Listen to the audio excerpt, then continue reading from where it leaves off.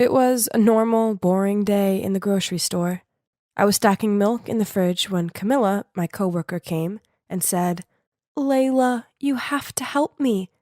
I have this date tomorrow night, but I'm busy. Could you please go instead?" Wait, what? I don't even know your date. Besides, I have a boyfriend. Lincoln, remember? Then she began explaining to me about this dating service, and she assured me it was 100% legit. It was mainly lonely men who just wanted some company. All I had to do was talk to them, and of course, there was a strict no hugging or kissing policy. At the end of the date, they'd pay me. No thanks. No way I was gonna do that. After my shift, I went home to see my landlady lingering in my doorway. She started yelling at me that I still owed her 5 months' worth of rent, and if I didn't pay it by the end of the week, she'd kick me out. I begged her to give me more time, but it was pointless. My God, what to do? Where could I get that much money on such short notice? Oh, wait a minute. What about Camilla's dating service? It looks like I was out of choices, so I called her and agreed to go on the date. So here I am, on my weird date night. I put the most basic dress I could find on. Oh boy, I sure felt nervous. I have no idea what to say and how to act. Oh, that must be him. My God, Camilla! How could she forget to mention that the guy was in his 50s? People would think he's my sugar daddy. Ugh! Keep it together, Layla. I couldn't back out now, as my home depended on it. So, I slowly approached the man. At first, he looked surprised. That figures. I mean, he was expecting Camilla. I explained the situation to him, and he wasn't mad or anything. He just smiled at me, and we started chatting. He's called Mr. Hall. He lost his wife 2 years ago, and ever since then, he's been feeling lonely and needed someone to talk to. So that's why he started using this service. He was actually pretty easy to talk to, so the night quickly went by without any problem. After the date, he handed me an envelope and told me how grateful he was to me for listening to his burdens. I was itching to go home and open the envelope, but then he started going on about his heartbroken son. Suddenly, he was asking me if I'd talk to him. Obviously, I refused as this was a one-time thing to help out Camilla. Besides, I have a boyfriend. Speaking of which, he'll be so furious if he ever finds out about this. The next day, I paid the landlady 2 months' rent and assured her I'd have the rest with her soon. But to my shock, she just scowled at me and forced me to pay all at once. Well, guess where I am now? In a cafe, waiting for Mr. Hall and his son. Ugh. Oh, there he is. And that must be his son. Geez, could he look any more annoyed? Hi, I'm Layla. Nice to meet you. Save it. I'm only here because he forced me to. So just let's get it over with.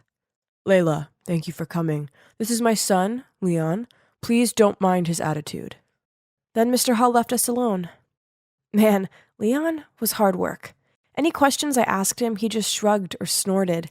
Then, when he finally spoke, he sarcastically said, "So, Layla, I hope the money's worth it." What? How rude! Then he continued, "You must be desperate. Don't you feel ashamed of yourself?" Ugh! He was the rudest person I'd ever met. But, yes, I was desperately in need of money. So I took a deep breath and started telling him about myself. When time ran out, I said goodbye to him and left. What an unpleasant experience, but at least that was the end of it, right? Wrong, as Mr. Hall asked me to meet him several more times. Who was I to argue? I mean, I needed the money.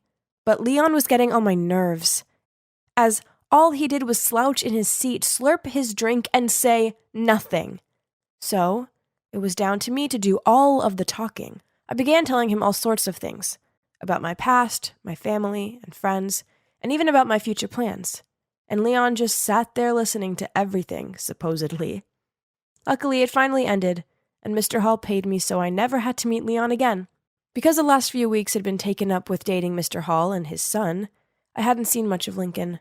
So, at the weekend, I invited him over to mine and cooked for him. We were sitting on the couch hugging while watching a movie when Lincoln said, in a serious tone, "Layla, we need to talk." But then suddenly my phone rang. It was Mr. Hall. I quickly rushed to the balcony to pick up.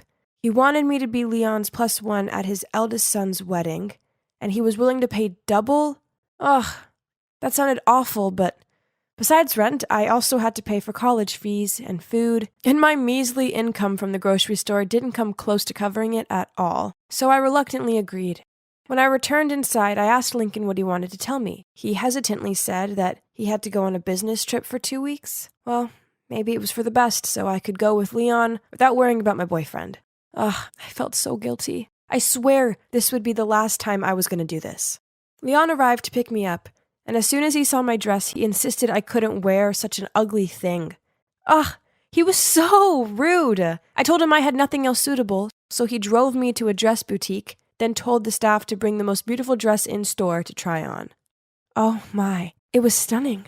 I was overwhelmed when I saw myself in the mirror. Well, I definitely looked amazing in it, and Leon must be thinking that too, because he couldn't take my eyes off me. It's such a shame I can't afford it. But then before I could stop him, he went ahead and paid for it. How frustrating.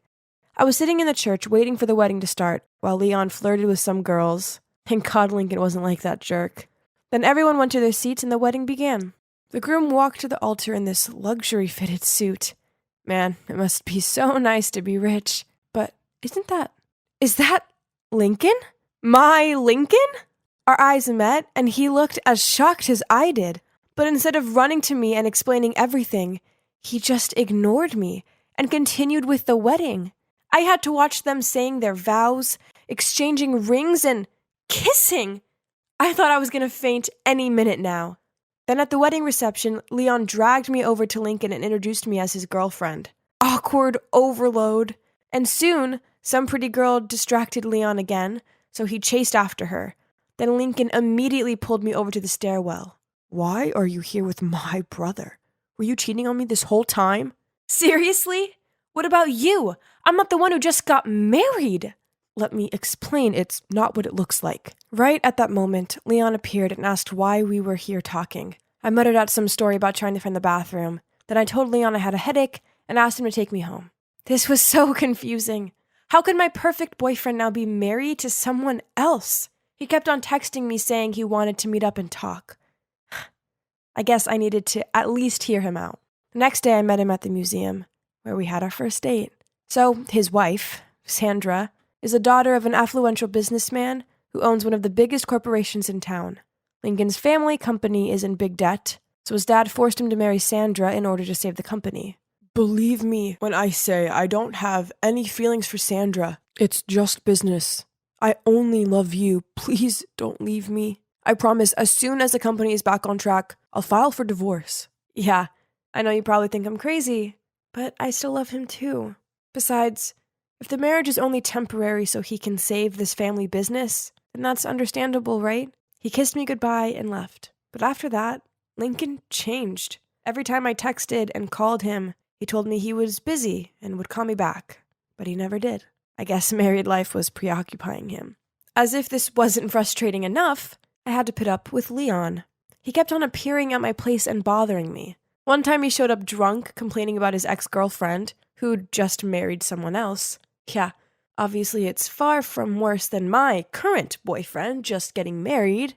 I tried to kick him out, but he'd already fallen asleep on my couch. The next morning I went to the kitchen to see Leon holding a picture of me and Lincoln and asking why we were on it. So I just shrugged and explained that we were a couple. Leon started laughing and calling me a fool.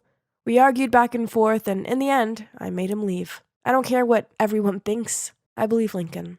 Then a few days later, I was walking out of college when I saw Mr. Hall waiting for me. He gave a slight sigh, then said, I will make this short. Stay away from Lincoln. He's married now. Layla, I'm fond of you, but if you try messing with Lincoln's marriage, I won't hesitate in making things complicated for you. Oh my God. I can't believe Leon snitched on me. Ugh, what a giant baby. In anger, I took out my phone and gave him a piece of my mind. Oh my God. I can't believe you told your dad about me and Lincoln. You're such a jerk. Just leave us alone and mind your own business. If you trust Lincoln, then that's on you. But he's not as innocent as he makes out. He and Dad would do everything for the company. What did that mean? I hung up without letting him say another word. This jerk didn't even try to cover up his action. I couldn't just let them do this. I needed to fight for us. So the next day, I walked straight into Mr. Hall's office, even though his secretary tried to stop me. I told him right to his face that I would never give up on Lincoln despite his threats. And you know what? Forcing your son to get married just to save the company makes you a coward. Mr. Hall burst out laughing. Well, what came next was far from funny. Turns out it was Lincoln's idea to marry Sandra. Leon was right. Both of them would do everything for the company. Another thing Leon didn't tell Mr. Hall about Lincoln and me, he saw us talking at the wedding, so we hired someone to investigate us. I was totally wrong about Leon. Right at that moment, Lincoln walked in and stopped dead on seeing me. Layla, what are you doing here? You liar. I can't believe I trusted you. Please hear me out. I took the iced coffee from Mr. Hall's desk and splashed it in Lincoln's lying face. We're done. Overcome with emotions and feeling like a massive fool, I rushed to the nearest bar to drown my sorrows. I was about to down my 4th shot when a hand stopped me. Can Lincoln just leave me alone? But when I looked up, it was Leon. Why are you so good to me? I mean, I blamed you for telling your dad. You should hate me. Because I like you. I felt like the room was spinning upon hearing his words. Then everything slowly came to light. Leon was devastated when his girlfriend broke up with him. But then he found out she did it to be with his brother. Yes, you heard me right. His ex was none other than Sandra. At first, Mr. Hall forced Leon to marry Sandra for the sake of the company. Even though Leon was crazy about her, he didn't want to marry her under those stipulations. Lincoln overheard their conversation, so to gain his father's trust, he charmed Sandra away from Leon. Oh my God, this family was crazy. I didn't want anything to do with any of them ever again. So I just rejected Leon's feelings, ran straight out of the bar, and cut off totally with all of them.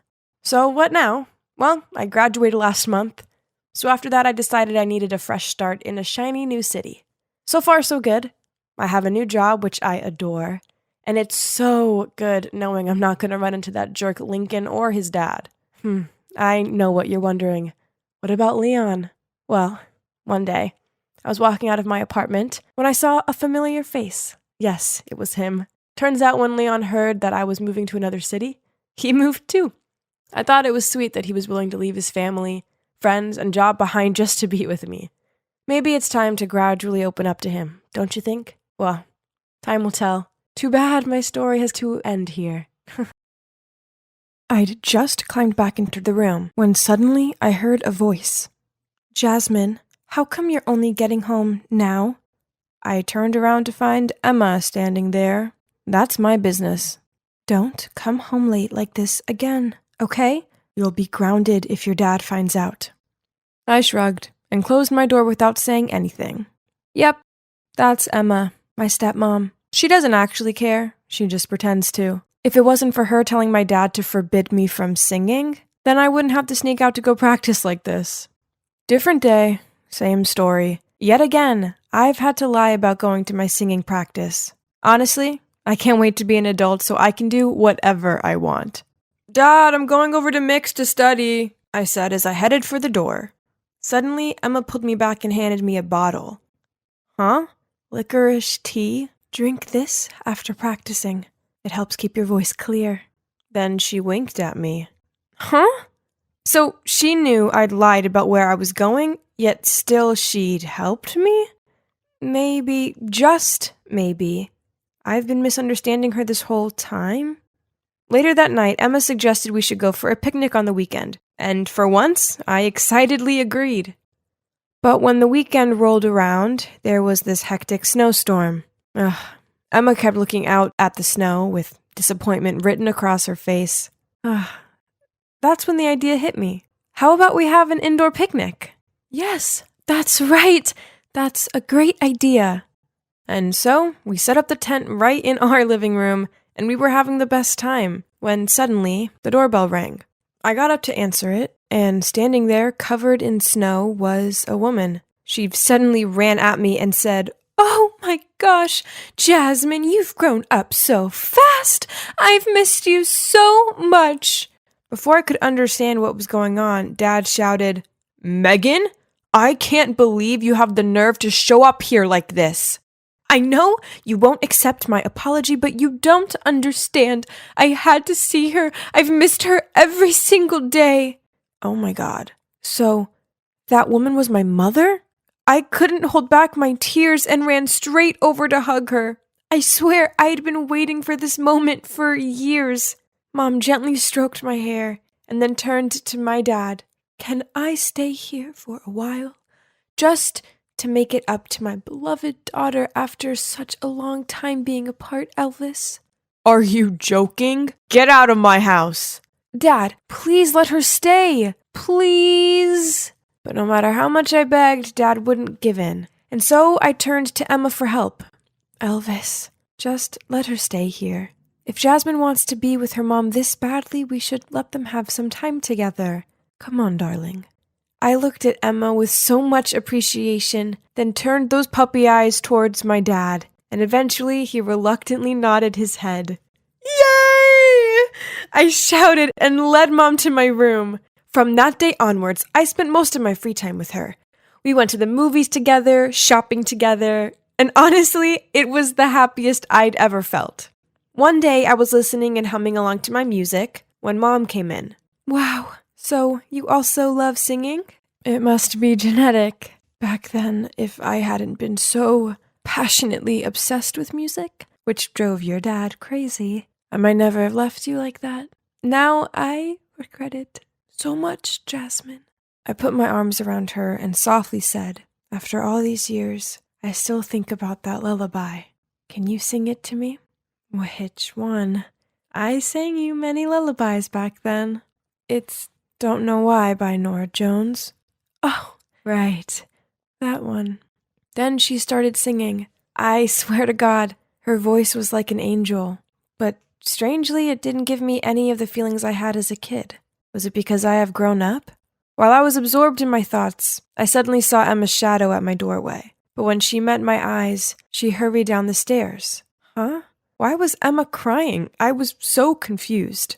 She must be jealous of our relationship, Mom said. Yeah, probably, since she'd been married to my dad for 3 years, but we'd never been close. That evening, when I went to the kitchen with Mom to set the table, she suddenly shouted, "Oh my gosh! Why did Emma make chicken parmigiana? Doesn't she know that your dad hates this?" Then she took the plate and threw it in the trash, saying she would order takeaway instead. Huh? Dad hates this? He always complimented Emma on her signature dish. Before I could react, Emma entered the room. As soon as she saw her chicken in the trash, she glared at Mom. Things then got so awkward. Emma had skipped dinner. Mom also tried to start a conversation with Dad a few times, but he ignored her. I felt so bad for Mom. In my dad's eyes, there was only Emma now. But my mother had done nothing wrong. She just wanted to pursue her passion. Later that night, I was heading to the pantry to get some snacks when I heard Emma yelling at Mom. Megan, for old time's sake, I didn't bring up anything from the past, but you can't just do whatever you want. How dare Emma yell at my mom like that? As soon as Emma left, I ran over to my mom asking her what had happened. She hesitated for a while, then told me the whole story. It turned out Mom and Emma used to be in the same band when they were young. And since Mom was always the lead singer, Emma had begrudged her ever since. Perhaps she has never gotten over it. I didn't expect Emma to be so mean. So from that day on, I began to show my attitude towards Emma. I didn't let her go to the parent-teacher conference like I had promised before, and I even forbade Mick, my best friend, from talking to her every time he came over. Mom, how did you and Dad meet back in the day? Well, back then, your dad was a waiter at the lounge I used to sing at every weekend. We quickly fell in love and started leaving love letters for each other at our secret spot. Ew, how cheesy.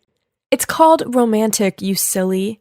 At that time, we put our initials at the end of every letter. Suddenly, there was some noise at the door, and I turned to see Dad standing right behind us. What do you mean, our initials? It represented our 2 favorite characters' names from that movie. Yes, it was the initials of Monica and Quincy in the movie Love and Basketball. Dad gaped at Emma in surprise as she continued. I was the one writing letters to you that year. But when I got to the meeting spot, I saw you and Megan together, so I left. Dad and Emma looked at each other, then turned to stare at Mom. Actually, back then I liked you so much that I pretended to be Emma, but it's not that important. In the end, you were still into me and we got along really well, right? I can't believe you'd lie to me like this for all these years.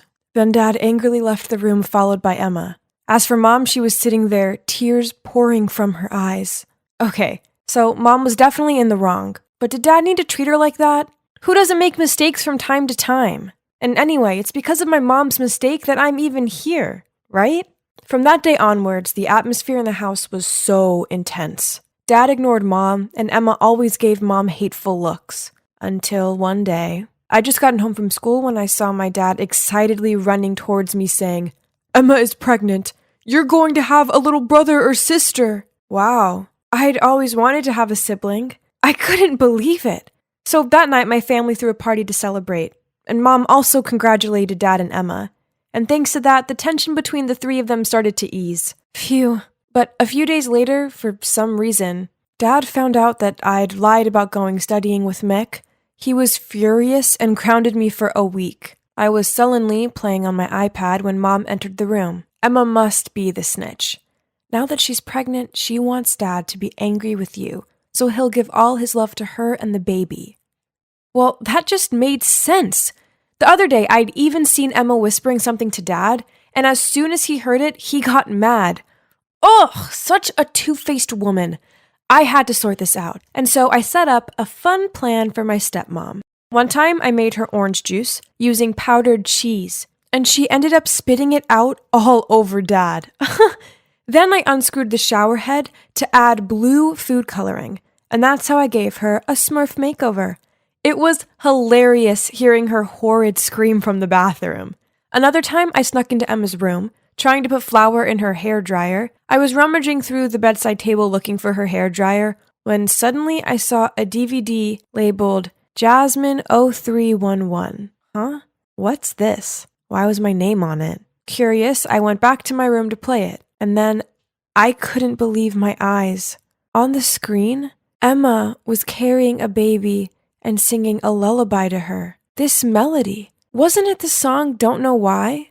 So that baby was me? But Emma couldn't sing, could she? Her voice was weak and sounded hoarse. What did this mean? I rushed to show my dad the DVD. Emma told me not to talk about this, but since you already know, I won't hide it anymore. Then he told me everything. Turns out my mom left for a rich man when I was only 2 years old, and it was Emma who came and helped my dad take care of me during my younger years. Oh my gosh. What? So all those memories of my mom's warm hugs and lullabies were all actually of Emma? A feeling of guilt welled up in my heart. I had to do something to apologize to Emma. So the next day, I asked Mick to go to the mall to help me buy her a gift. As I was passing a coffee shop, I suddenly saw my mom sitting with some guy. Without thinking much, I quickly pulled Mick to a nearby table and eavesdropped on them. Honey, how's the money? You know how pushy the creditors are, and they're getting kinda aggressive. Don't worry, it won't be long now. My daughter's on my side. She'll help me kick her stupid stepmom out. Then my ex-husband will soon follow her wish and volunteer to give me money. What? What was going on?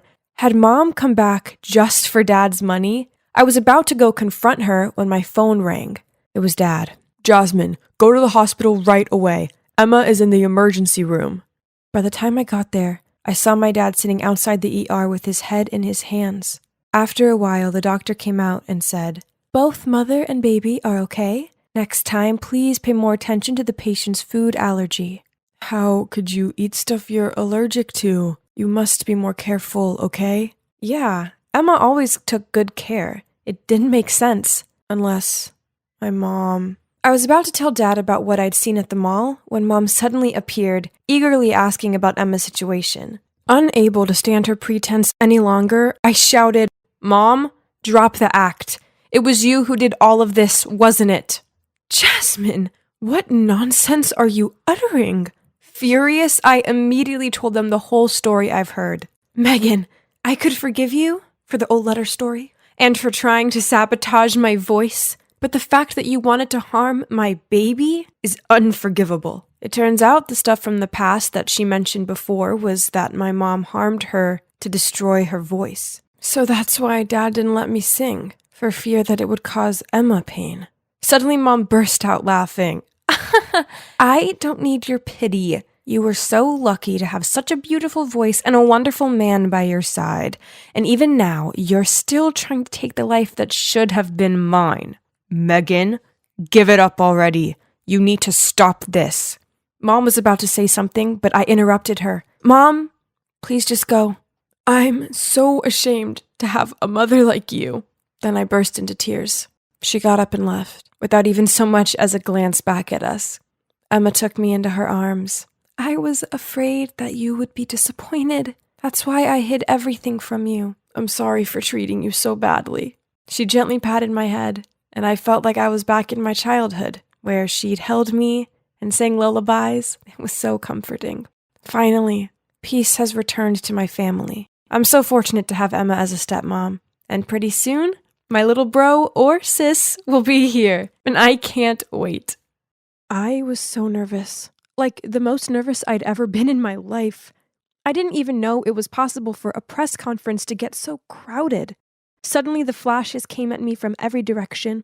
It was almost blinding, but the clicking didn't stop, as well as the sound of them calling my name.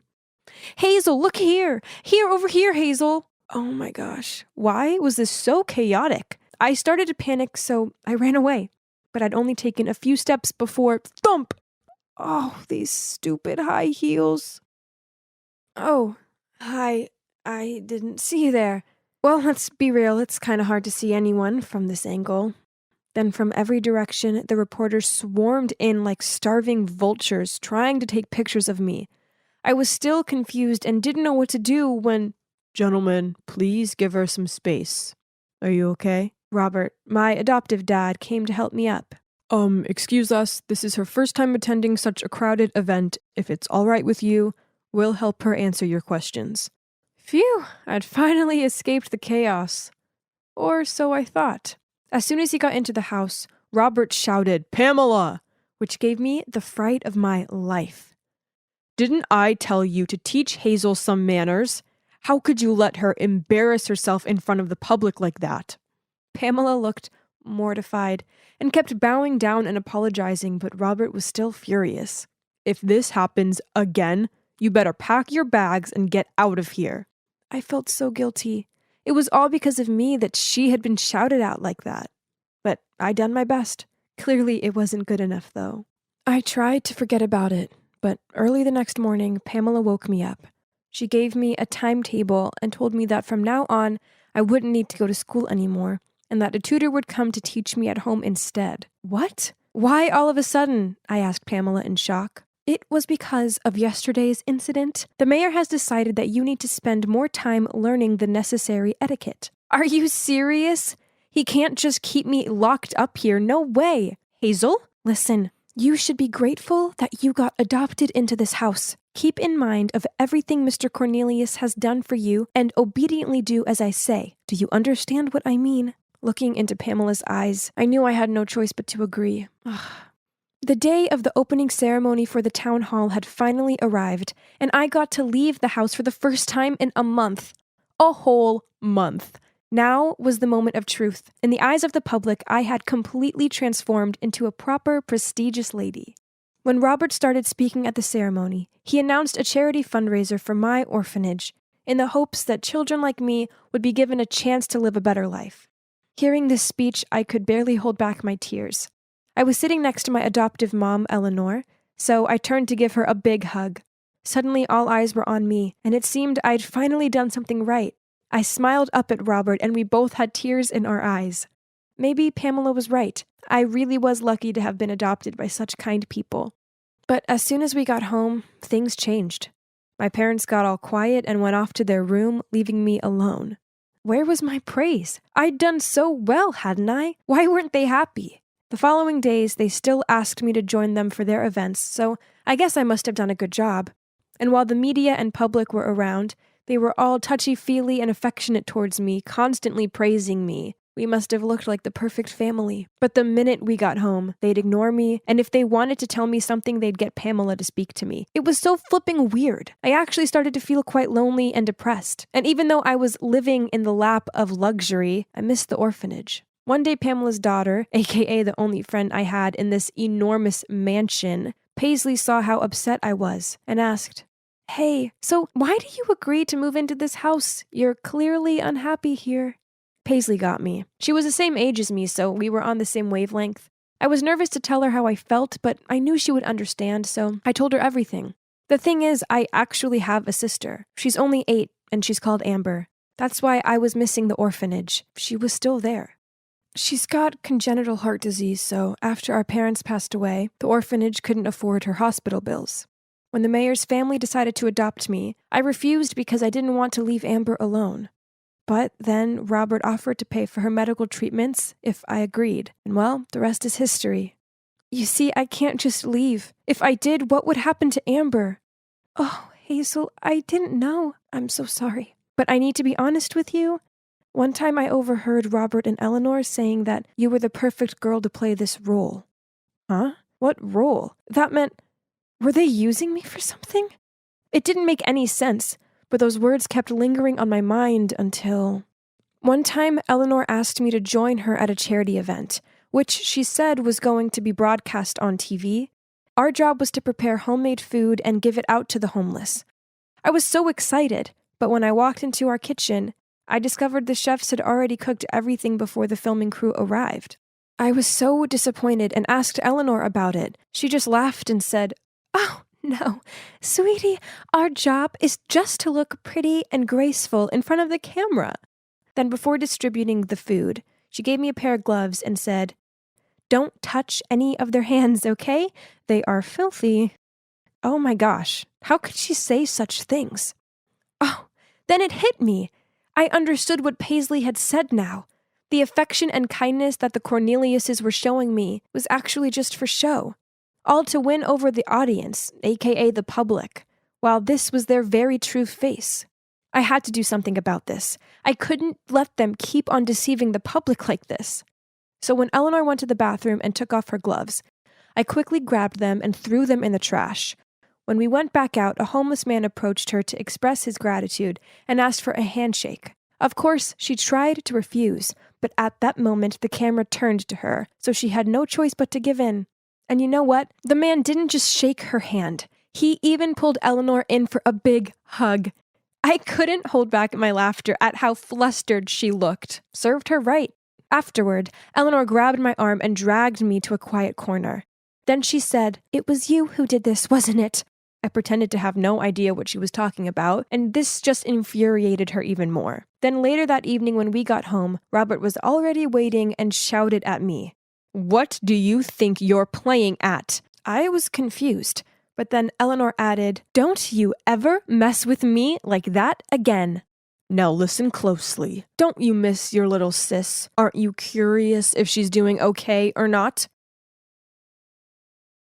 That's right. You better have behaved yourself from now on, young lady. I was so shaken by what they'd said. I didn't even want to leave my room. What if something happened to my sister? Then suddenly, Paisley climbed through my window into my room. As soon as I saw her, I burst into tears.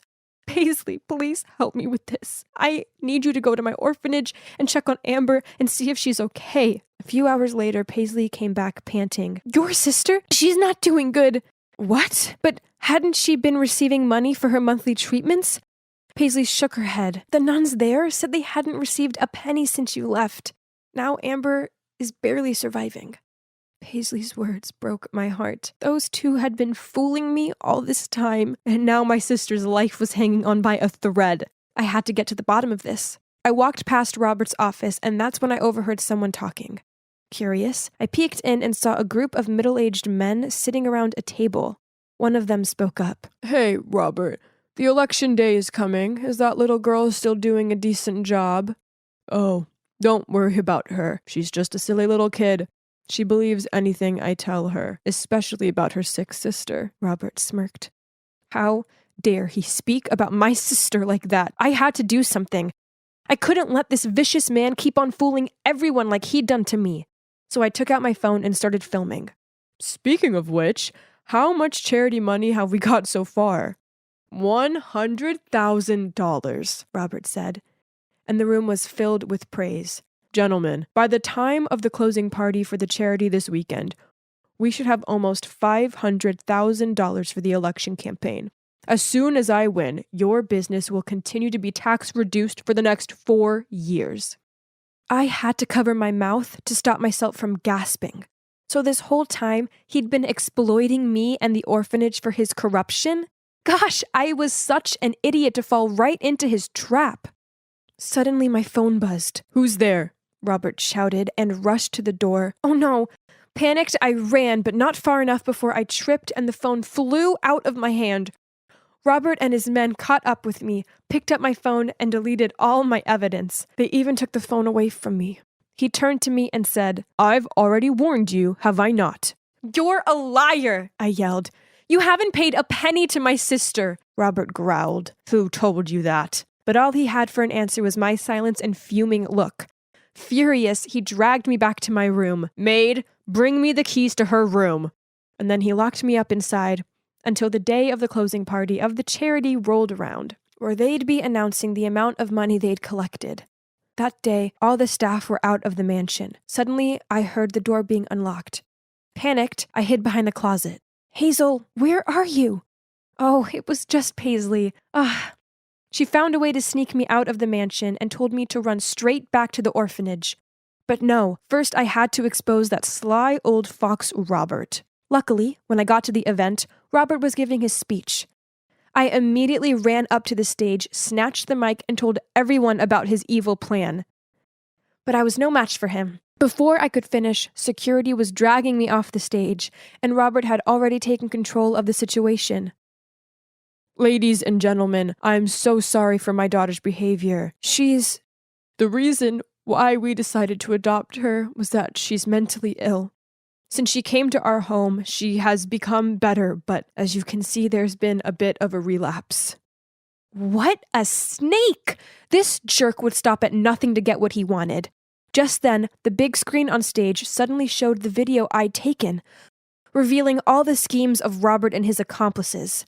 Now he was well and truly exposed. I watched as he stammered. No, this can't be happening."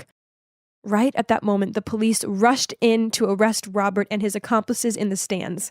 You might be wondering how we pulled that off. Well, as I was running through the hallway, I managed to send the video to Paisley. As soon as she received it, she came to find me and saw everything that had happened. So she secretly ran to her mom for help. Pamela then made a plan. While Paisley freed me from the mansion, Pamela set to work on projecting the video on the big screen. Genius, right? A month later, Robert and his accomplices were arrested for embezzlement. And, of course, he got locked up for a long, long time. Both him and Eleanor received such massive backlash from the public, to the point that she had to stay hidden away too. The charity money, luckily, was brought back to the orphanage, and part of it was used to take care of my sister Amber. She's doing much better now. Oh, and Paisley and I are still best of friends. Pamela has found a way better job. And as for me, I went back to stay at the orphanage until I'm old enough to move out. I'm better off being on my own with my sister than being adopted by some mess. It's been a long time since I was able to enjoy myself at a party. It sure felt good. Now just one thing left to make this night even more perfect. I'm going to make my crush mine. There he is, Jad. OMG. Did he just glance at me? I could feel my heart flutter. As I immersed myself in a world with only Jad and me, the face of Harry the Metal Mouth suddenly popped up from nowhere. It's time for bed, mommy's little princess. What on earth was he saying? And why was everyone running toward the window like that? I jostled into the crowd and I peeked down.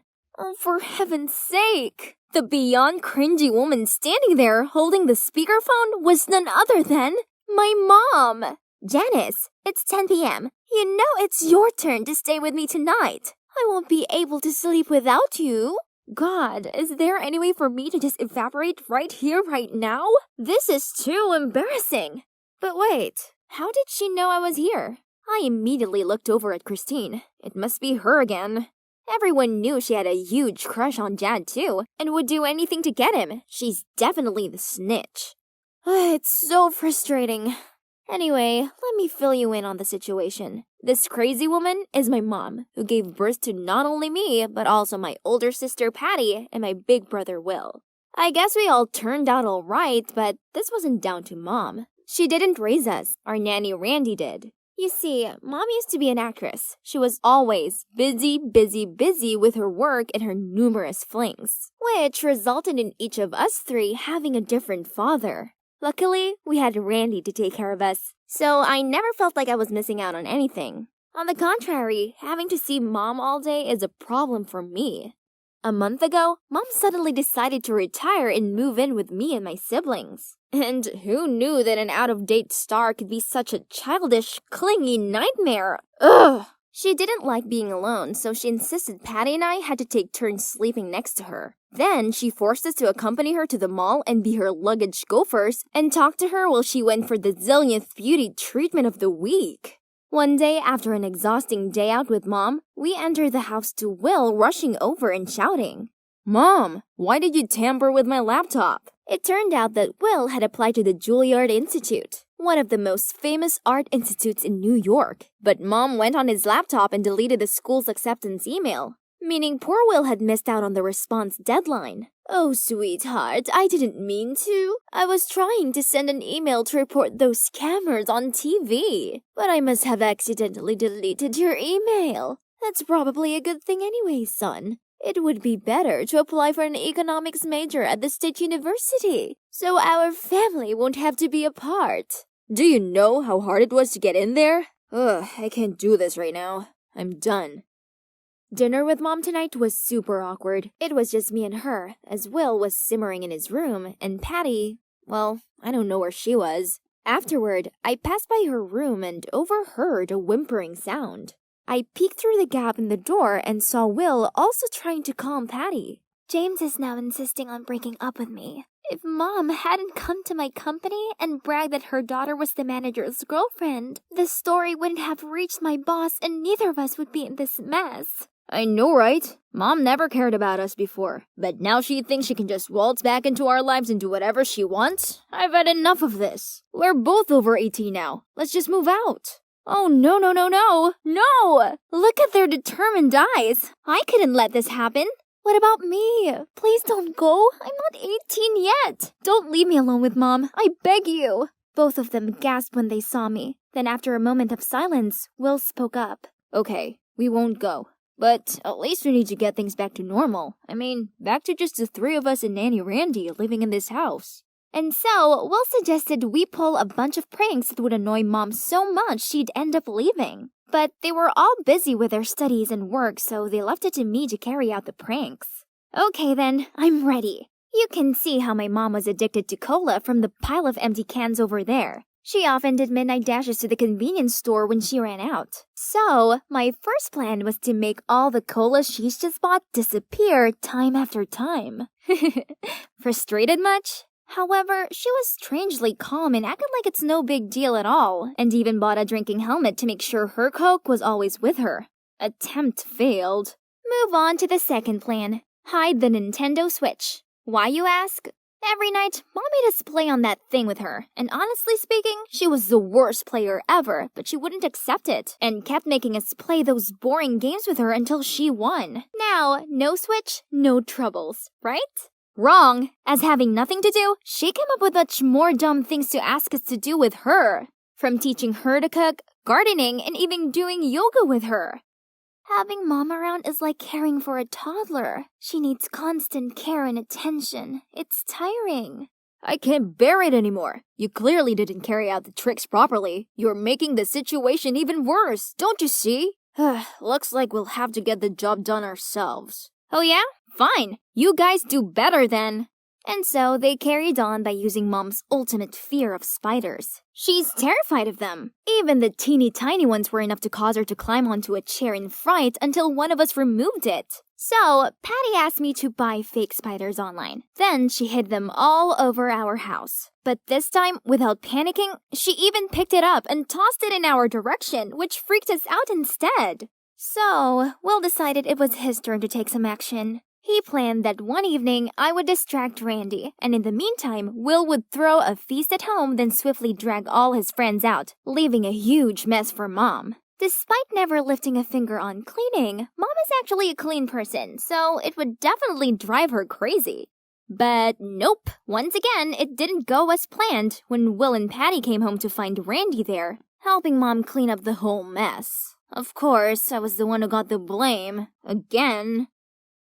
Janice, you told us you were able to get Randy away from the house for a day, didn't you? I did ask her to take me to Dad's, but midway there, she realized she forgot her phone and insisted on going back. Oh, stop with all the excuses. You're so useless and always do things by halves. The spider trick must have also failed because you bought some cheap ones that look too obviously fake. Yeah, perhaps you've been bought off by Mom, aren't you? Spill it. Ugh, are they seriously accusing me of betrayal right now? Enough! If you're that good, then do it all yourself. I stormed off without any extra words to them. The next morning, while watching Netflix, I heard Patty and Will arguing. It turned out Patty let her boyfriend use her car and he forgot to come pick her up to work. So she's trying to borrow Will's bike so she wouldn't be late for a meeting. But Will wouldn't let her because he had an important dance workshop to attend. Don't your dumb class just always repeat the same wriggle moves? Take the bus instead. You won't die if you're a little late. It's not my fault your gold-digging boyfriend forgot to pick you up in your own freaking car. You should have broken up with a jerk like him ages ago. They continued quarreling for a while until I saw Will launch his way down from upstairs shouting. Fine, just take it. Has anyone ever been able to stop you from anything, bossy Patty? And he headed straight outside to his bike, then came back after a bit, probably to get some air to calm down. Ugh, would these two give it a rest? How are we meant to figure out a way to win against Mom when they couldn't even go a day without bickering? Right then, Mom walked in and told me she was going to bake the cake Patty had shown her how to do yesterday. Oops, but I forgot to buy eggs. I wonder if Will needs to use the bike today. I'll borrow it just for a bit.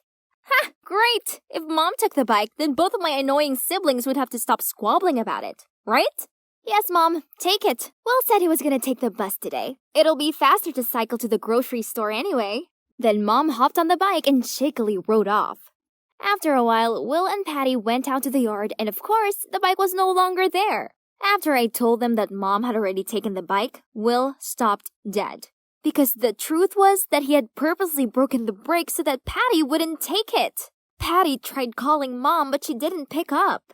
Then came a call from Randy. She told us that Mom had crashed the bike and had been hospitalized. Oh no.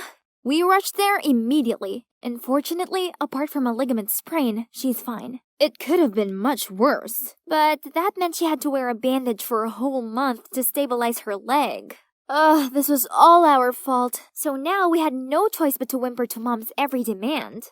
Mom insisted I spoon-feed her all of her meals. When I mentioned that there was nothing wrong with her hands, she told me that the trauma to her leg had affected her entire body. She made Patty light loads of candles, play soothing melodies, and rearrange her bedroom furniture so she had a relaxing space to heal. And she got Will to download her old movies for her and feed her popcorn while she watched them on repeat. Of course, we were really worried about her and hoped she'd recover as soon as possible, but honestly, her ridiculous demands were going too far. Then, one day, she insisted we go to a picnic, as sitting inside all day was making her depressed. So, we did exactly just that. Then, while we were walking on a slope, I dropped my bag and bent down to pick it up. Oops, I forgot to lock the wheelchair's wheels! I gasped as I saw Mom whiz down the hill. But immediately, she hopped out of the chair and landed on her feet perfectly fine. Will and Patty stared in confusion at Mom's cascade-like performance. What about me?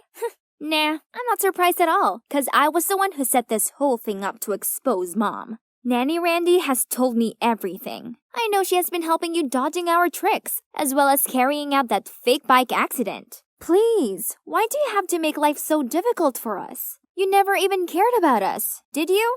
As soon as I finished, Mom burst into tears. Then she began to pour her heart out. As it turned out, after her career finished, all the fortune, glory, friends, colleagues, and even men who once said that they'd love her for the rest of their lives, turned their backs on her. She was extremely lonely and needed us, her children, more than ever. Now, I only have 3 of you. In the past, I didn't fulfill my responsibilities as a mother, and I know I let you all down. But now I realize my mistakes. I only did what I did because I wanted to draw you back close to me. Please, forgive me. Give her a chance, kids. Although your mother's actions were somewhat misjudged, she only did them because she genuinely cares about you. Janice, she worried your partying was causing you to neglect your studies. Well, she didn't want your dancing dreams leading to showbiz nightmares like hers. And Patty, trust your mom, she was right this time. Turns out, Mom once caught James, the manager, aka Patty's boyfriend, secretly dating the receptionist. So she intentionally made a fuss at Patty's office to deter the third wheel. However, what came after didn't go as she expected and led to such a mess. But now, mission complete. We came here to catch Patty's cheating boyfriend red-handed. Or should I say, her ex-boyfriend. And of course, we made sure he paid for a worthy price for his actions. Justice has been served. Now to relax. Patty and Mom are getting along much better now. They even look more like an endearing couple of sisters than mother and daughter. Will's taking Mom to one of his contemporary dance shows so she can see how important it is to him. And me? I may be the youngest in the family, but while Will's away, it's my job to make sure Mom has someone to lean on. And I'm glad to take on this role. Maybe having my mom around isn't actually bad after all. Hey Beans, welcome back to my channel. I'm so cranked to introduce today's special guest, my daughter Elle. Say hi, sweetie. Hi, we're making butter from scratch today. I'm so excited. Elle, can you please do this properly? Mom, it's the 6th take already. I can't even film my arms anymore. If you're still not satisfied, then film it yourself. Hey, I'm Elle, a high school student living in Wisconsin with my mom. From the outside, there's nothing out of the ordinary about us. Well, except that my mom's a vintage holic. See, she in fact became a famous YouTuber for her 1950s lifestyle. Living like this was such a hassle, but that's what puts food on our table, so I had to put up with it. However, sometimes Mom even insisted that I join in her videos, like today. Ugh. Not just that, whenever we went out together, she made me wear the cheesiest vintage dresses, so I wouldn't ruin her aesthetic. As a hip-hop dancer, it was torture. See? I sure look way better in these clothes. Oh dear, what are those awful threads? Here, try this. It's really the bee's knees. Bee's knees, she said? More like granny. Ah, so pretty. Auntie, you have such excellent taste. That's Daisy, my cousin, and also schoolmate, who gets along much better with my mom. Jeez, I can't let this hideous dress go home with us. If you like this so much, why don't you just take it instead, Daisy? Mom then walked to the counter with some more tacky clothes, ready to pay, but... Gee, where did I put it? Guess I'll come back another time. Oh, missing something, Mommy? It's okay, Mrs. Faye. You're a regular, so you can pay us next time. Wait, what? No! So now I had to wear this ugly dress to the boring event Mom was dragging me to. Because the more the merrier. On the way there, Mom was talking a blue steak about how I should behave at the bash, when suddenly, huh? What now? Awesome! This must be the 3rd time this hunk of junk has broken down this month. Isn't it fantastic? And we don't even have phones to call for help. Elle, I've told you, it'd be ridiculous to show up with smartphones while dressing like this. Besides, people used to live just fine without them. Stop relying on them so much. Trust me, some nobleman will soon come to our rescue. Stay here and wait all you want. I'm gonna go look for a garage. But I only managed a couple of steps before a fancy car pulled over, and an old man in a suit stepped out and offered to help. Turns out he's one of Mom's subscribers and even asked for a picture. Thank you so much for saving my chariot. You're the ginchiest. Gosh, here she goes again with her old-timey slangs. Eventually, we reached this Antsville, and as soon as we arrived, Mom immediately ran to her celeb friends and posed for photos, leaving me lost and confused. While I was trying to navigate through this madness, some whispering caught my attention. Isn't that Faye? She's so extra. I can't even get past the first 5 minutes of her videos. Oh yeah? And still, Mom thought the whole world was her fan. I don't get why she wanted to be here with these fake people that much. I was not having any of that stuffy place, so I went outside to get some air. As I wandered along the street, I spotted a group of teenagers dancing to old school hip-hop. This is right up my alley. But wait, this stupid dress. My jam is coming on, though. So, letting my adrenaline take over, I joined the crowd. Everyone seemed impressed and even made room for me to shine. Then one of them joined me. I was really feeling it when a familiar screeching voice startled me. Elle, what on earth are you doing? Agitate the gravel now! Then Mom dragged me to the car and drove me straight home. Gringles, do you understand that if anyone sees you like that, the perfect image I've built all these years will be in ruins? Pfft, then don't drag me into these things. Do it alone. Mind your manners. You should find something more practical rather than dancing like those good-for-nothing lazy bums. I'd had enough. Furious, I stormed into my room and stayed there all night.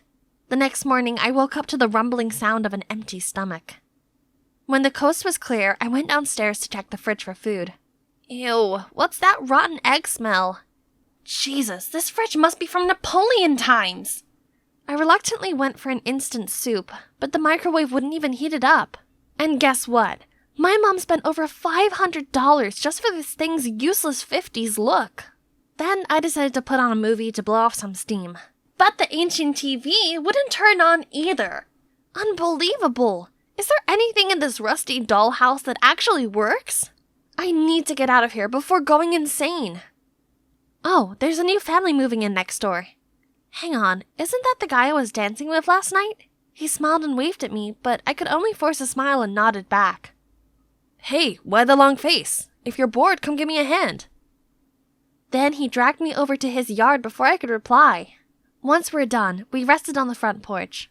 Turns out his name was Royce. He'd just moved in with his dad and had enrolled at my school. I have to admit, he's quite the charmer, and within minutes, I felt comfortable enough to tell him about my unconventional life with Mom. My mom has way too much free time. I wish she'd find a man. Only then she might quit nagging me. Meanwhile, my dad is always busy. If he had someone by his side, he'd want to spend more time with his family and be less of a workaholic.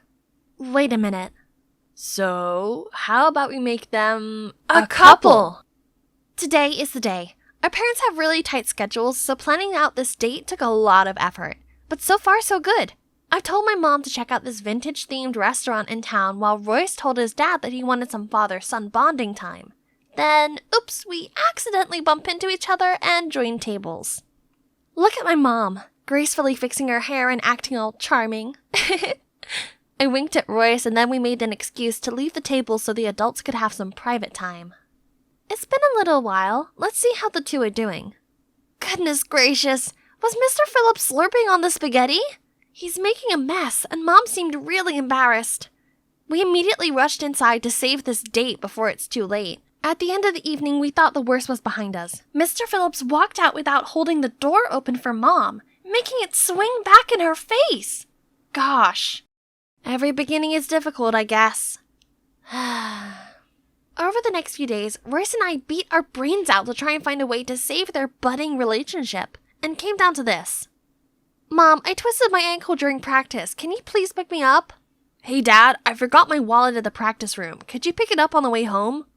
Then we waited until our parents showed up and went inside to lock the door and even turn off the lights for dramatic effect. I immediately heard my mom's horrified scream. Then the room went quiet. I bet Mr. Phillips calmed her down. We waited a few minutes before calling the security guard to open the door. But contrary to our expectations, the one being hysterical was Mr. Phillips, who was now sobbing in my mother's arms. Wait, what? Turns out Royce forgot that his dad, who always sleeps with the light on, is in fact nyctophobic. There goes plan B. This was bad. Everything kept going south and the clock was ticking as Royce's dad had to leave for another business trip soon. We can't accept defeat like this. There must be something your dad's really good at, right? I don't know, he's good at fixing stuff. Ha! Then we know what to do next. While Mom was taking a shower, I waited for my plan to set in motion. 3, 2, 1. Ah! Elle! Help me! I ran over to her to see water shooting out from a broken faucet. After a couple of minutes of struggle, I called Royce's house for help, aka Mr. Phillips. As soon as he arrived, he went straight into the bathroom and helped Mom out of that pool. He looked way too cool, just like Superman. Now, time for his forte to speak up. As expected, he fixed it all in a blink, and Mom even invited the two of them to stay for dinner as a thank you. Great! During dinner, Mr. Phillips kept praising my mom's cooking. He admitted that this coziness reminded him of the good old days. Seeing things escalate between them, Royce and I finished quickly and excused ourselves to give them some time alone. My dad's right. I can't remember the last time we sat together as a family. Then he told me that his parents divorced a few years back, and due to his dad's work, they were always moving from place to place, which really wore him out. Seeing his sad gaze made me feel so bad for him. I just wanted to give him a hug. Hold on. What nonsense was I thinking? I immediately brushed off that weird thought, and we chatted until late. The next day at school, I was talking to Royce as usual, when suddenly our conversation was interrupted. Oh my god, aren't you the new guy? How do you know him? Huh? Where did Daisy come from? And is befriending Royce something strange? Then she whispered to me that Royce's good looks hadn't gone unnoticed by other students. Wow, no wonder I kept feeling like we were being watched whenever we hung out at school. Daisy then proceeded to chime in between us and talk to Royce non-stop, even on our way home, when clearly her house was not in the same direction as ours. How annoying!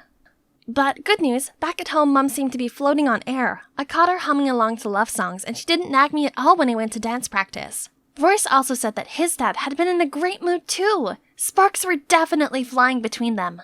Our plan finally worked. Good job, sis. Huh? Was I really gonna be his stepsister? I should be happy with this outcome, right? But what was this uneasy feeling?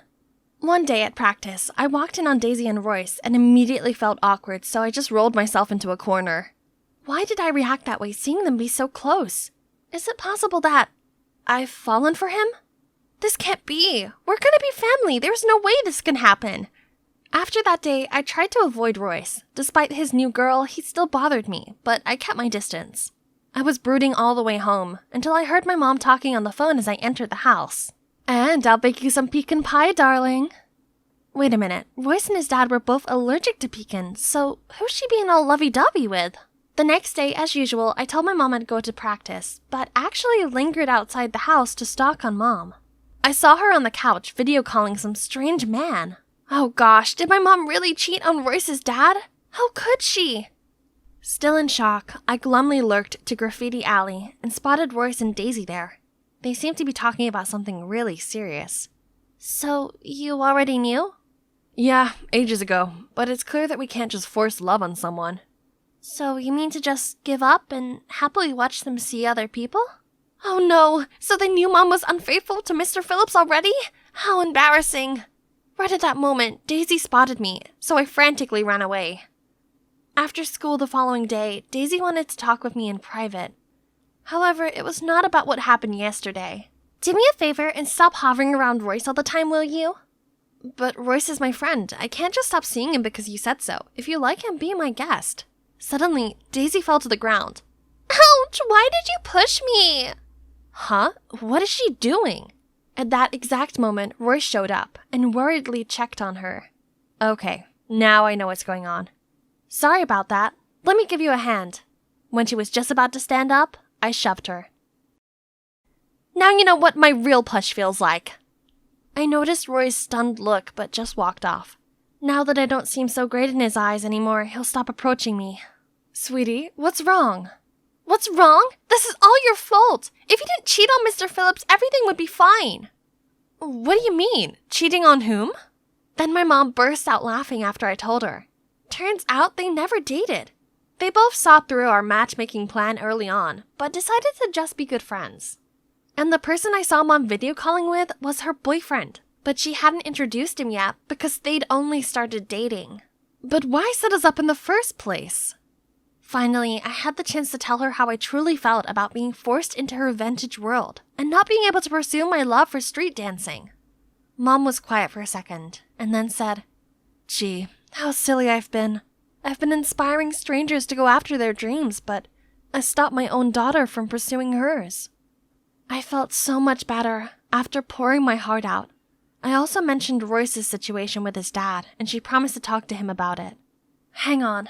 This means... Mom, so you and Mr. Phillips are just friends, right? Immediately, I ran off to find Royce. As if on cue, the doorbell rang, and it was... Daisy! What game is she playing now? If she's here to mess around, come at me already. But surprisingly, Daisy apologized. I'm sorry, I was just blinded by jealousy. And there's nothing going on between me and Royce. He in fact already rejected me the day you saw us at the Graffiti Alley. Also, he asked me to give you this. I opened the box to see an adorable keychain with I love you on it. Oh my, is this a love confession? But there's also a note saying, I'm leaving for another city. Till we meet again. No! I sprinted to his house right away. Oh Lord, he's already packing. Without thinking, I hugged him and started sobbing. So, you read my message? Yeah. And what do you think? I feel the same, but you're leaving for real?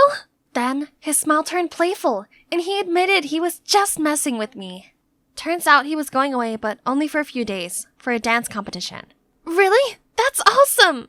But I can't forgive you for tricking me yet. So, yeah. Although we couldn't get our parents together, us two actually became a couple, so our matchmaking scheme isn't a total failure, right? We were even able to change a few things for the better. For instance, Mom spoke to Royce's dad, and he agreed not to move for the time being so his son could settle in. Mom also promised to check in on him when his dad's away on business. As for our family, my mom no longer tried so hard to act like she's not living in 2023. She now sometimes includes modern elements in her vlogs as well, and I even become a regular guest on her channel. Hey Beans, today my fiance and I are baking this fab coconut cake, along with my daughter and our boyfriend. They are hip-hop dancers. Check out their channel if that's something you fancy. They're really the cat's pajamas. Ugh, who's calling at this hour? Orla, your sister is having a wedding this weekend. Make arrangements to attend. My sister Rowan is having a what now? She had never had a date, and she's only 19. Are you still listening, Orla? Surely you have a boyfriend by now, so bring him along. Boyfriend? Yeah, right. As if I haven't been absolutely caught up with school lately. No matter what I did, in Mom's eyes, I was always the idle one who partied around with boys, while Rowan was obedient and hard-working. Ugh! You see, my parents divorced ages ago, so I live with my father in Atlanta, and my mom and sister Rowan live in the suburbs of Denver with my grandma. It's been a long time since I've met her, so I wouldn't mind paying a visit on this occasion. Only, where am I meant to find a guy at this short notice? My dear hometown, it's been a hot minute. Oh, there's Paul. Sorry I kept you waiting. Let's go, gorgeous. Let me introduce my boyfriend, a local college boy that I found on the internet. Even though we're on business terms, look at him. Handsome, gallant, and polite. I hit the jackpot. As we pulled up at the house, I saw my grandma waiting outside with a casual-looking guy. Oh, he must be my future brother-in-law. I happily ran over to hug Grandma. Rowan, you're back. Mata has been waiting for you. My, look at our match made in heaven. Is she confusing me with Rowan? I was about to correct her when suddenly the guy pulled me close and said, We are indeed a charming couple, aren't we, honey? Excuse me? Where is he putting his hand on? And is his eyesight just as bad as Grandma's to think I was Rowan? Just then, Rowan stepped forward, but strangely, she just smiled at us, then linked arms with Paul. And this is my boyfriend, Grandma. Do you think we look great together? What's wrong with everyone? Had I been zapped into some parallel universe or something? Suddenly, Rowan dragged me across the garden. Then she told me how Grandma had been diagnosed with Alzheimer's, which had progressed so quickly recently, meaning sometimes she forgets. Other times she remembers, muddling everyone and everything. Not wanting to upset or confuse her, my mom and sister decided to act according to Grandma's memories, including this wedding. And of course, that Mata guy is not my sister's real fiancé, just a close classmate. But now she's confusing the two of us, so the lead role in this wedding play is yours now. Grandma's memory was deteriorating. Yeah, that sucks. But was a fake wedding necessary? Also, the thought of pairing up with that rude Mata guy sickened me. No way! Listen to your sister, kid. Everyone is doing it for Grandma. Did he just call me kid? Okay, that's it. This guy needs to know his place. But before I could jump at him, both my parents appeared and started lecturing me. Ugh, whatever. I stood my ground. Faking a marriage is ridiculous. Happy now? Dad's little girl is acting spoiled again. Please, I raised her just fine. And you, if you'd taken care of your mother better, she wouldn't have been this way. Not again. They only see each other once every couple of years, but the bickering always followed almost instantly. What's going on? You two have never been at odds. What's wrong? At the sight of Grandma, Mom and Dad suddenly took a 180. A moment ago, they were screaming each other's heads off, but now they're being all smiley, lovey-dovey. How ridiculous. But did Grandma really not remember that my parents were divorced? Her condition seemed to be as bad as they said. This meant I had no choice but to go along with their plan to make her happy. However, I was no professional actor. Constantly improvising according to Grandma's memories was not easy, especially when I was stuck with the annoying Maida for a scene partner. My mind was too full of thoughts to sleep properly, so I got up extra early and went for a stroll in the garden. Out of nowhere, Maida ran to me and grabbed my hand. "Did you sleep well last night, Bae?" Huh? Who's he acting for? In this empty garden? Or is this just an excuse to touch me? I forced my hand away from his, but then he had the audacity to whisper in my ear. "Shush, Grandma's watching us from upstairs." Ugh, what a creep. Meanwhile, Rowan said she wanted to please Grandma, but actually, she wasn't even a little bit cooperative. At lunch, while I had to squeeze out a smile as Maida spoon-fed me soup, Rowan was being distant toward Paul, her boyfriend. "Paul, my sister also likes being fed." "Right, that's her favorite dish." Paul got the point right away, so he scooped up some soup and gave it to Rowan as Grandma watched expectantly. But for some reason, my sister seemed irritated, shoved his hand away, and said she's allergic to it, which was some total nonsense. Grandma was obviously discontent hearing that, then stood up to leave the table first. "What's the matter with you, Rowan? You didn't have to look so annoyed in front of Grandma. Why can't you just work with Paul?" "That's how Rowan's always been. She's shy and couldn't open up easily to strange guys as you can." What did she mean by that? Before I could reply, Dad came to my defense. "How can you say that? Isn't Orla trying her best to play her part and not make Grandma suspect a thing?" "Oh, so you two are doing great, and we're just ruining everything?" There they go again. Usually Rowan and I would just stand there and watch, because only our Grandma can stop their fights.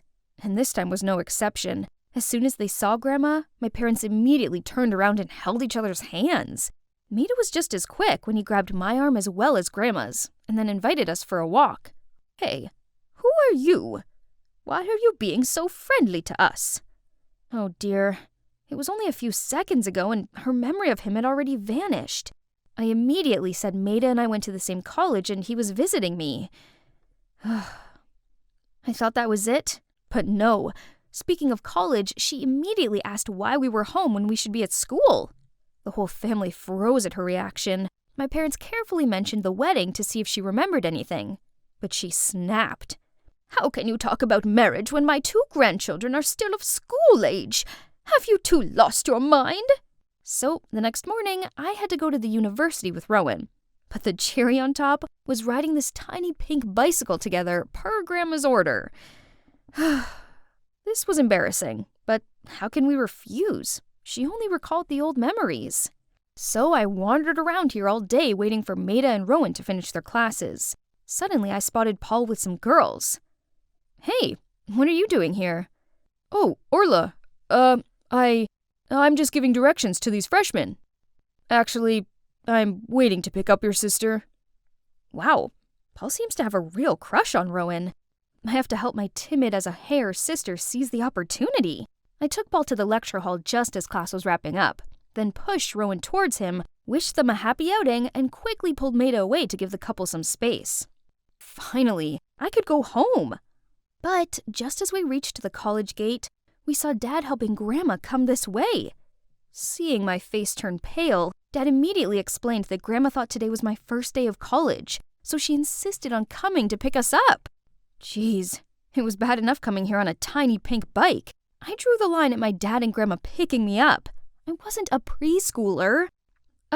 I was assigned to tidy the football field. It's my turn on duty today. Don't wait for me. Oh, is that so? Take your time. I'll look around for a while. I looked at Maida, hoping he had some idea to get me out of this, but he just grinned and took the broom from me. "Come on, let's clean up this place." I was only gonna fake cleaning a bit, But turns out Grandma's the most meticulous supervisor ever. Orla, there's some trash over there. Look closely, honey, there are dry leaves in the corner. Then you have to wipe these stains with a wet cloth. As soon as she went away, I lay on the field panting with exhaustion. Aren't you tired? Oh man, I'm already drained out. Can't imagine how bad it's gonna get for me at Grandma's age. Poor her. It's scary how one day we might forget our family. Birth, aging, sickness, death, these are things we can't change. Orla, but one thing we could do is cherishing every moment with our loved ones, as these times are special. I was so wrong when initially I considered Maida as an impolite, annoying person. His deep thoughts made me feel comfortable enough to pour my heart out about my family. Why my parents divorced, why I didn't visit Grandma as much as I should have, and all the fights with my sister Rowan. We talked loads, and it felt like we've known each other forever. That night I kept tossing and turning, and couldn't stop thinking about how Maida diligently helped me clean up, about our conversation in the afternoon, and the way he helped me stand up. Oh, what's wrong with me? It's undeniable that this side of him is so attractive. But there's one problem. When we were leaving, he said to me, "See you tomorrow, Rowan." Yes, Rowan. How could he? Was it because all these acts in front of my grandma got him mixed up? Or is it because she's always on his mind? Never mind. It's none of my business. The next day I was sick of strolling around the campus, so I went to class with Rowan and Maida. Rowan's right. They seemed really close. During the lesson, both of them listened attentively to the lecturer, then turned to discuss with each other. Maida also patiently explained the part Rowan didn't understand to her. "Hey, what are we going to have for lunch? What's good in the canteen?" "You will take this course next year too, so focus."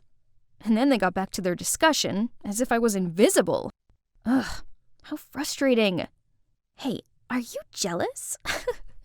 Don't be, we're just friends. Why did she say that?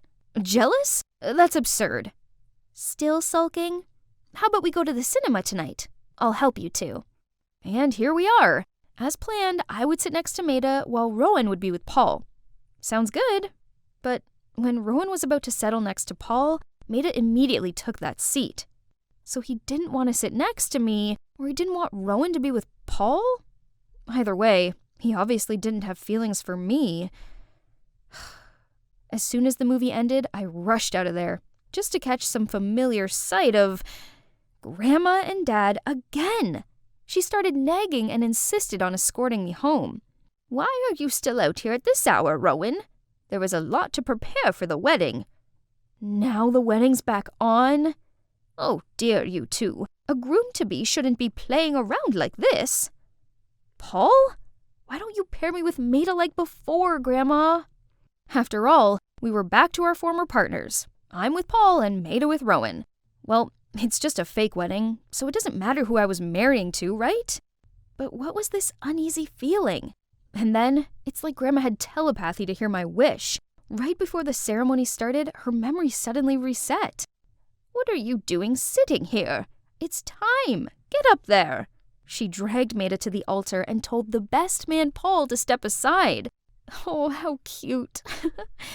And everything after that was like a dream. I walked down the aisle. Maida gently looked at me and sincerely made the vow. His acting was flawless, while I was buzzing with nerves. Sensing this, he gently held my hands to calm me down. I do. The crowd burst into applause, and among them I spotted Grandma's joyful face. Despite the exciting moment, I didn't let myself forget another important mission, which was helping my big sister to get a boyfriend. So I threw the bouquet to Rowan and winked at Paul. But weirdly, she didn't seem happy about this. That evening, after all the guests left, I went to look for Maida. To be honest, I really wanted to know if he felt the same as me. Here he was, but why did he look so agitated? I was about to call him when out of the blue he bolted to punch Paul repeatedly. "You jerk, stay away from Rowan, got it?" What's going on? They're fighting because of Rowan? So Maida really was pretending at the ceremony? He liked Rowan, not me. Didn't you say you're just friends with Maida? What's all this? Friends don't get jealous when someone else is flirting with you. Orla, it's not what you think. Knew it. She thought she could fool me again? I turned around and was about to chase after Paul to check on him, but someone's hand grabbed mine. It was Maida. Paul is not as kind as you think he is. Turned out the reason why Rowan was awkward around Paul was because he always tried to touch her. Not to mention girls on social media were calling him out for taking advantage of them and cheating on them. Both Maida and Rowan knew it all, but they tried to put up with it through the wedding. However, he kept crossing the line, so today Maida decided to teach him a lesson. So how I acted at the movies that day and just now was to protect my friend, not because I'm jealous. I didn't know he did so much for my family. Orla, how come you're here? Isn't it still the school year? And also, your parents are so weird. When did they make up with each other? Oh, she called me by my name. She even questioned who Maida was. Her memory seems to be perfectly back. Thinking our grandma had recovered, Rowan quickly called our parents. We were over the moon thinking a miracle had happened. But then, the doctor crushed our newfound joy, saying it was a phenomenon called terminal lucidity, meaning our grandma didn't have much time left. None of us wanted to believe it, but there was nothing else we could do but make the most out of the precious little time we had left with her. I also decided to put college on hold to live with Grandma during her last days. Each morning, we would go for a walk together as I listened to her stories of the old days, and then share with her some of my fondest memories. Mom and Dad still bicker and then make up. Some things never change. But Rowan and I are getting along much better. Turns out we have more in common than we realized. And Maida, he still comes over to visit Grandma. Then one day, Maida was saying goodbye to me when Grandma suddenly shouted out loud, "Where do you think you're going? Still got loads to prepare? You think the wedding is a joke or something?" Wedding again? We froze and looked at each other till Grandma yelled at us a second time. But this round, maybe Maida and I wouldn't need to act anymore. Because when I asked him if he was ready to take a vow again, he replied, Of course, Orla. I'm always ready to say those words to you every day. Hello, hallway. Hello, classmates. I, Taya, have finally returned to school after 3 months. What the what? What's with everyone's goggled-eyed looks? The boys were all slipping off their chairs. Had I morphed into Jenna Ortega this summer break or something? Oh, turns out there's a new girl standing behind me. Are you the new student? Let me show you around. Oh, boys, weren't they forgetting something? Their existing girlfriends, which they were only with because of me. Anyway, I'm Taya, aka Stalking Lord, ruler of all information in school. Just give me a full name and some of your allowance money, and I can dig up the 411 on your crush. These idiots only impress their girlfriends due to my incredible talent. And now they're all over this Mira girl? Pfft, do they have no shame? Unlike me, once I like someone, then my eyes don't wander. The one and only Adonis of my heart is Colin. He's so sweet. He has this shining halo when he plays basketball, and most importantly, he's flawlessly handsome. But I hadn't told him how I felt. 'Cause, as you can see, he's not short of admirers, and nothing seems to impress him. So I was still trying to figure out the best way to get on his radar. My everyday joy was quietly observing him from afar. But wait! What happened to his car? What's with all the silly scribbles? Finn, the troublemaker, and his minions were standing nearby laughing at my Colin. Ugh! Those notorious rebels, for some reason, seem to thrive off tormenting poor Col. So you're a vandal now, huh, Finn? Look who's talking. Oh, I see. The new team captain? Finn threw the spray can at Col, then left. Why isn't Colin doing anything? Maybe he doesn't want to rise to such petty idiots? Then let me handle this. I know exactly what his Achilles heel is. A few days later, I secretly put a small box in Finn's locker and watched on as his minions gathered around excitedly gawping at it. They too must be amazed that their big man's finally getting a love confession time, huh? Finn smugly opened the box, but then freaked out and threw it in the air. The cockroaches escaped and ran rampant across the hallway. It's pure chaos. A bunch of wimps. Oh, he finally discovered the note I attached. Finn was fuming and shouted that he would find the instigator. I could see Colin walk off from the crowd. If only he knew what I did for him, he'd be so impressed. But nope, Finn took zero notice of my warning and continued to bother Colin. Ugh, I can't let him get away with this. That gremlin needs to learn some serious lessons. Finn always stays late after school to sneak up to the terrace and practice skateboarding, so I schemed to get him stuck in the elevator. He'd be trapped there for at least an hour, enough time for that claustrophobic peacebreaker to read the second warning letter and apologize for what he did. There he is. Time to leave. I ducked my head, gently stepping out of the elevator, when suddenly Finn grabbed my wrist and pulled me back. How long are you going to play Beauty Saves the Hero, huh? How could he know? It turns out that Finn's minions happened to see a bunch of pictures of Colin decorated with hearts in my locker, and they even found a list of Finn's weaknesses in my bag. Just one cute puppy can make him scream like a little girl? Suddenly, the elevator stopped. Oh no, I didn't mean to trap myself here like this, with this punk. You did this too, right? You've gone too far. Tell you what, be my servant for a month, and I'll let you off. As if. Stay away from Colin, and I'll stay away from you. You don't even know his true face. I doubt you'd still like him if you did. Anyway, I heard that the principal is desperate to get his hands on the cockroach culprit. Your choice. Do you want to pay the price to him, or to me? Ugh, he's got me. But what does this Finn know about Colin that I don't? Okay, just 1 month, and don't think it'll be easy to be my boss. Heh, nice. Then I have first order for you already. And so, I had to sing and dance to entertain him until someone came to rescue us. In the following days, the bossy Finn kept sending me on dumb errands and rebuking me for every single thing. There's no denying that this guy was a gifted painter. It's just a shame about his lousy personality. As soon as someone spotted us, he immediately skated away, leaving me running after him. He didn't study either, so I had to do all his homework. He even made me run around the school just to buy him some snacks. This time, Finn asked me to put this cake on Miss Watterson's desk. Did he finally do something nice? No! How foolish I was! Turns out he'd injected food coloring into it to prank our teacher, and he took a video of me placing it on her desk to slander me. You have to stay after school and film me every skateboarding session, or else I'll tell her. That guy has gone too far. Is he forcing me to work overtime now? And since I have been busy being Finn's puppet, I didn't even have time to look after Colin anymore. I've tried several times asking why he hates Colin that much, but every time I mentioned it, he got all touchy. And there's one more thing that intrigued me. There was something up with Finn's leg. Hey, does your left leg hurt? It's perfectly fine. Don't act like we're close. Why do you have to be so sensitive? No wonder no one likes you. Oh, please. Being liked by someone like you would be a nightmare. The only girl on my level in this place is Mira. She's sweet and gentle. Besides, she's only been here 5 minutes and she has already established an art club.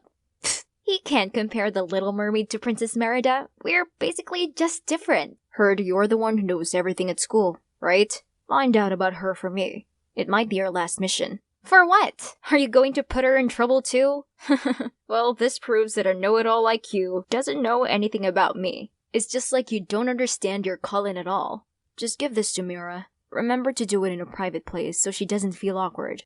Oh, he even drew the card himself. This side of rebellious Finn really surprised me. But come to think of it, if Finn was too busy with love, he wouldn't torture me anymore. Under Finn's instructions, I went to school early the next day to find his muse. As soon as I saw Mira, I immediately chased after her, but was she talking to Colin? Why did they look so sneaky? I don't get it. Why do you want to hide this? I've just transferred here. I don't want your harem bothering me. So in front of others, just pretend we're strangers, okay? Fine. See you after school then. I'll pick you up. Okay. See ya, honey bun. What was that? Are they dating? This isn't good news at all. Right at that moment, Finn came to ask me, why haven't you passed her the card? What happened? Then I told Finn what I just saw. Colin offered to pick her up after school. Then Mira even called him Honey Bun. Looks like my first love has ended before it had even began. But they don't even have the guts to make it public? Colin doesn't deserve Mira. But that's okay. I've got a plan. So according to his scheme, basically we needed to separate them. Then I'd take Colin, and Finn would take Mira. That day after school, I assisted Finn in flattening Colin's tires. I know, I hated causing trouble for my beloved Colin, but this is the only way to give Finn an opening to offer Mira a ride because she was in a hurry to get to her ballet class. The day after, Finn helped me draw Colin as a partner for my chemistry project. During class, I was super excited and nervous when sitting next to my Adonis, until I noticed Colin writing something to Mira and leaving it on her lab table. I immediately dragged Finn to steal the letter. Don't forget, today we have to pick Tommy up, and Mom asked what you wanted for dinner. Was their relationship progressing this fast? Colin had already introduced Mira to his family. We couldn't let the two just simply meet up like that, so we stalked and followed them to a preschool.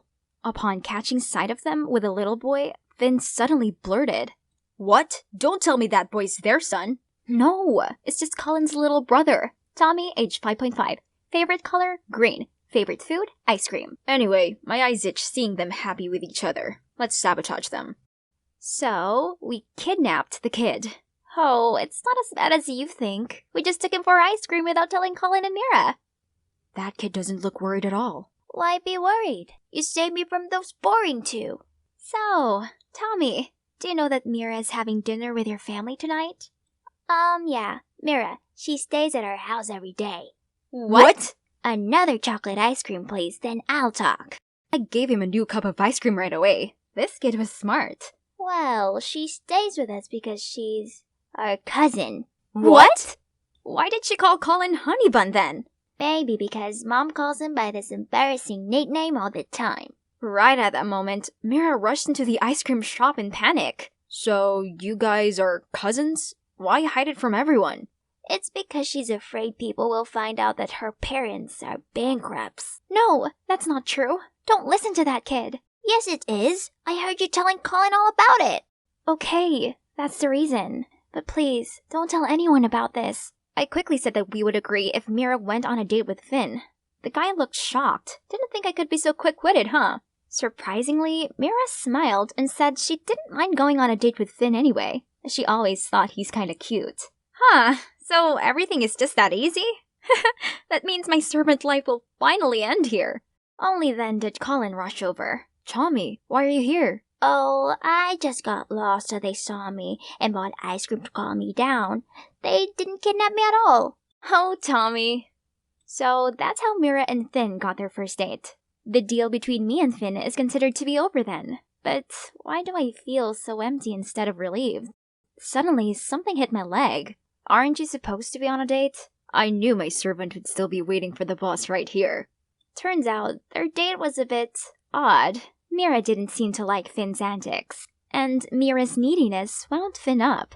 So this is definitely their last date. I laughed out loud, but Finn quickly stopped me. How about you and Colin? Still don't have the guts to confess? I may have successfully protected my Adonis, but I don't know why. It's like there's something that keeps holding me back from confessing.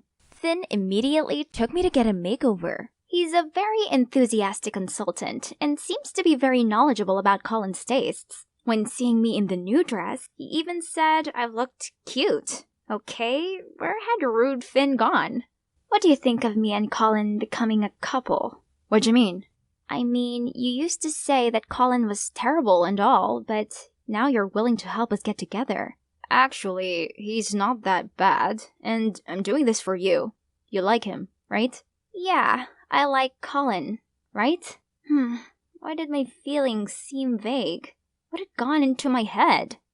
The next day at school, when I appeared in front of Colin with my new look, he seemed impressed. And you know what? He even suggested going on a date with me.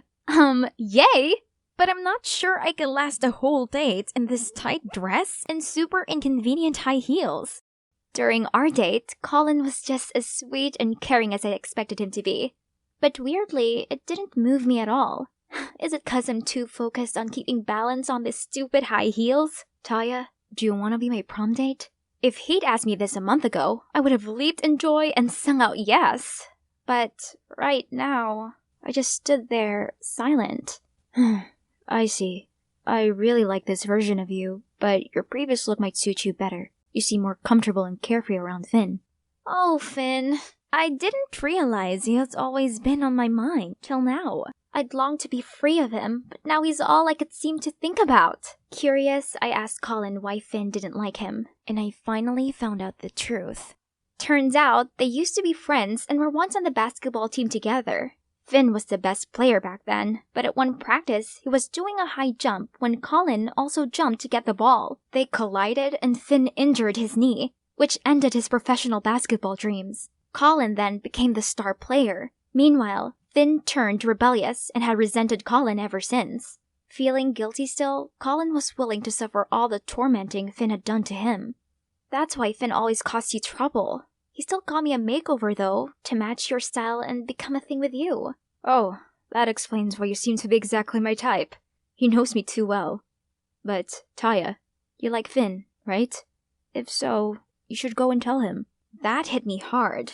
Maybe I've been trying to deny it the whole time, but I really did feel the most comfortable around Finn, and I miss hanging out with him. But he seems to like someone soft and girly, like Mira. Guess you're gonna find it out for yourself. So I gathered all my courage and came to the skate park to find Finn.